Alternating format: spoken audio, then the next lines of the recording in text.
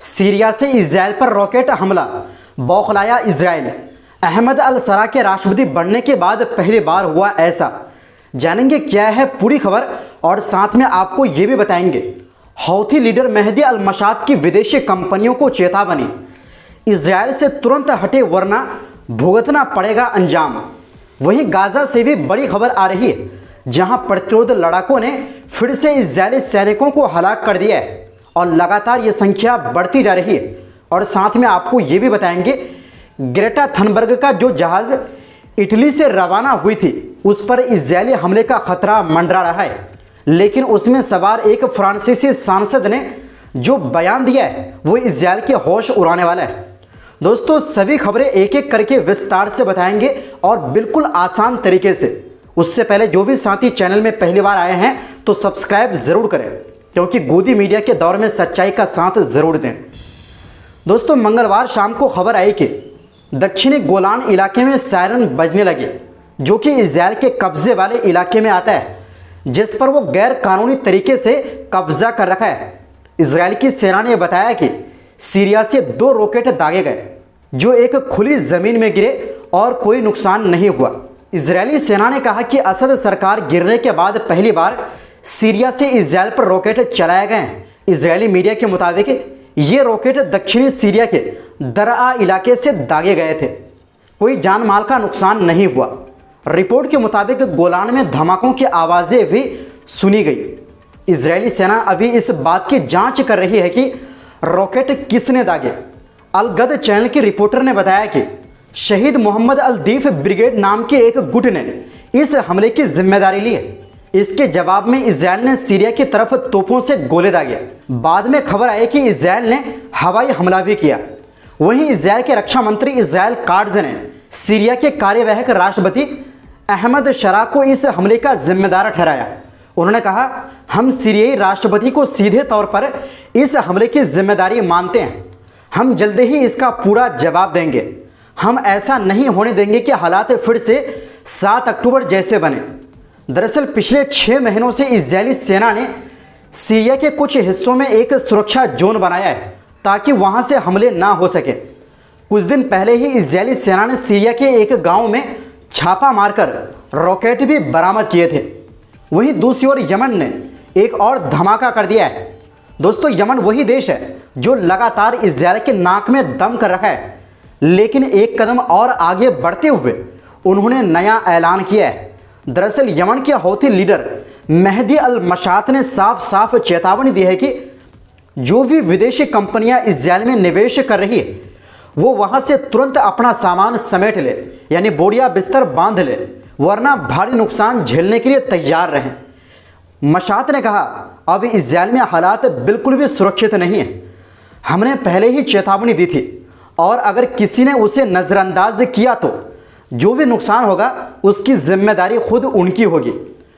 उन्होंने और आगे धमकी दी, ज़रूरत पड़ी तो हम आने वाले दिनों में और सख्त कदम उठा सकते हैं और ये फैसले सीधा इजरायल में काम कर रही कंपनियों को निशाना बनाएंगे। मशात ने कहा कि जो कंपनियां हमारी चेतावनी को हल्के में ले रही है वो खुद को खतरे में डाल रही है। उन्होंने ये भी कहा कि ये कंपनियां एक ऐसा जुआ खेल रही है जिसकी कीमत बहुत भारी पड़ सकती है। इतना ही नहीं, उन्होंने इजरायली सरकार पर भी सीधा हमला किया और कहा, नेतन्याहू की सरकार को किसी की सुरक्षा की परवाह नहीं। जो अपने ही लोगों की जान की कदर नहीं करते वो बाहरी कंपनियों की क्या फिक्र करेंगे। वहीं दूसरी ओर बुधवार सुबह इजरायल की सेना ने खुद कबूल किया है कि गाजा के उत्तरी हिस्से में चल रही लड़ाई में उसका एक जवान मारा गया और दूसरा गंभीर रूप से घायल हुआ है। वहीं इजरायली मीडिया ने बताया कि जबालिया इलाके में 3 और सैनिक घायल हुए हैं। जानकारी के मुताबिक मारा गया जवान सार्जेंट फर्स्ट क्लास रैंक का था, जो 6646 रेकॉन यूनिट में तैनात था। बताया गया है कि जबालिया में हमास की सैन्य शाखा अल कस्साम ब्रिगेड ने एक ड्रोन के जरिए इजरायली फोर्स पर बम गिराया, जिससे ये सैनिक घायल हुए। दोस्तों अल जज़ीरा की रिपोर्ट के मुताबिक मंगलवार को भी गाजा शहर के शुजैया इलाके में इजरायली सेना और फिलिस्तीनी लड़ाकों के बीच ज़बरदस्त मुठभेड़ हुई थी, जिसमें एक और इजरायली सैनिक की जान गई और 2 घायल हुए। और इससे एक दिन पहले ही इसी इलाके में 3 और इजरायली सैनिकों की मौत हुई थी। यानी ये सिलसिला लगातार जारी है। इजरायली मीडिया रिपोर्ट्स के अनुसार ड्रोन के जरिए सैनिकों पर बम गिराया गया और लड़ाई अब भी तेजी से जारी है। जंग इतनी तीव्र हो गई कि तेल अवीव और बेरशेबा के बड़े अस्पतालों में घायल सैनिकों को पहुंचाने के लिए हेलीकॉप्टर भेजे गए। इजरायली एयरफोर्स भी अब शुजैया में ज़मीन पर तैनात फोर्स को एयर कवर दे रही है। मतलब जो सैनिक ज़मीन में हमला कर रही है उनकी रक्षा के लिए इजराइल हवाई सुरक्षा कर दी है। इससे आप अंदाज़ा लगा सकते हैं कि ज़मीनी लड़ाई में इजराइल को कितना मुसीबत का सामना करना पड़ रहा है। अल जज़ीरा के रिपोर्टर मोहम्मद तरीका ने बताया कि शुजैया में इजरायली हेलीकॉप्टर उड़ रहे हैं और पूरे इलाके पर भारी तोपखाने से गोले बरसाए जा रहे हैं। वहीं दूसरी ओर यूरोपीय संसद के फ्रेंच सांसद रीमा हसन, जो इस वक्त गाजा के लिए रवाना फ्रीडम फ्लीट के एक जहाज़ पर मौजूद है, उन्होंने कहा है कि मंगलवार रात एक ड्रोन ने उनकी नाव के ऊपर उड़ान भरी, जिससे उन लोगों में यह डर पैदा हो गया है कि कहीं उन पर हमला ना कर दिया जाए। दरअसल दोस्तों, मेडलिन नाम की यह जहाज़ रविवार को दक्षिण इटली के सिसिली द्वीप से रवाना हुई थी और इस पर 12 अंतर्राष्ट्रीय कार्यकर्ता सवार हैं, जिसमें ग्रेटा थनबर्ग भी है। इनका मकसद है गाजा पर इजरायल का घेराव तोड़ना और वहां मानवीय मदद पहुंचाना।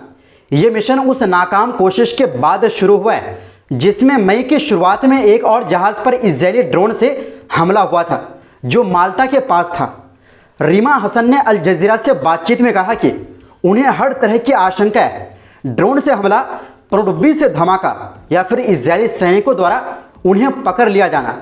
उन्होंने कहा, जो भी खतरा हमें इस जहाज़ पर झेलना पड़े वो कुछ भी नहीं है उस दर्द और जुल्म के सामने जो फिलिस्तीनी दशकों से सहते आ रहे हैं।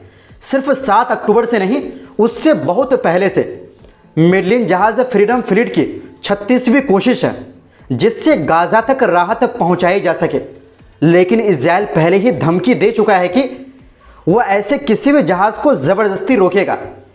याद रहे 2010 में इजरायली सेना ने फ्रीडम फ्लीट की एक और नाव मावी मरमरा पर हमला कर दिया था, जिसमें 10 तुर्की नागरिक शहीद हुए थे और बाकी कार्यकर्ताओं को गिरफ्तार कर लिया गया था। खैर दोस्तों, इस वीडियो में बस इतना ही। अगर आपको इसी तरह लगातार फ़लस्तीन, इजरायल और मिडिल ईस्ट की खबरें जानना है तो मुझे कमेंट में बताएं और हमारी सपोर्ट के लिए इस नए चैनल को सब्सक्राइब ज़रूर करें। खुदा हाफिज़।